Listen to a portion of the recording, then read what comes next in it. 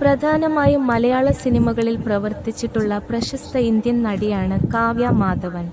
1984 September 19 കാസർഗോഡിലെ നീലേശ്വരത്ത് ജനിച്ച കാവ്യ 1991 പുറത്തിറങ്ങിയ പൂക്കളം വരവായി എന്ന ചിത്രത്തിലൂടെ ബാലതാരമായാണ് അഭിനയ ജീവിതം ആരംഭിച്ചത്. ചന്ദ്രനുദിക്കുന്ന ദിക്കിൽ 1999 എന്ന ചിത്രത്തിലെ ആദ്യ പ്രധാന വേഷത്തിലൂടെ അവർ അംഗീകാരം നേടി. അത് വാണിജ്യ വിജയമായി.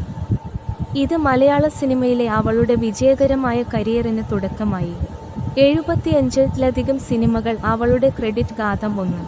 മികച്ച നടിക്കുള്ള കേരള സംസ്ഥാന ചലച്ചിത്ര അവാർഡ് നേടിയ പെരുമഴക്കാലം 2004.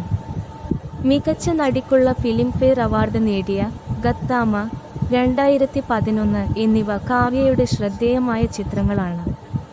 തന്റെ അഭിനയ ജീവിതത്തിനു പുറമെ പരിശീലനം നേടിയ ഒരു ക്ലാസിക്കൽ നർത്തകി കൂടിയാണ് കാവ്യ. കൂടാതെ വിവിധ നൃത്ത മത്സരങ്ങളിലും പങ്കെടുത്തിട്ടുണ്ട്. മാറ്റിനി 2012 ഗാഥം 3 എന്ന ചിത്രത്തിലെ മൗനമായ മനസ്സിൽ എന്ന ആദ്യ ഗാനത്തിലൂടെ അവർ ആലാപനത്തിലേക്കും ഗാനരചനയിലേക്കും പ്രവേശിച്ചു. കാവ്യയുടെ വ്യക്തിജീവിതം മാധ്യമ ശ്രദ്ധ നേടിയിരുന്നു. അവർ 2009 നിഷാൽ ചന്ദ്രയെ വിവാഹം കഴിച്ചു. എന്നാൽ 2011 വിവാഹമോചനത്തിൽ അവസാനിച്ചു. പിന്നീട് 2016 നടൻ ദിലീപിനെ വിവാഹം കഴിച്ചു. അവർക്ക് 2018 ഗാഥം 1 വർഗം ഗാഥം 3 ജനിച്ച മഹാലക്ഷ്മി എന്ന മകളുമുണ്ട്.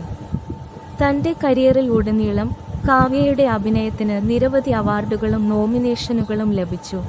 മലയാള സിനിമയിലെ മുൻനിര നടിയെന്ന സ്ഥാനം ഉറപ്പിച്ചു.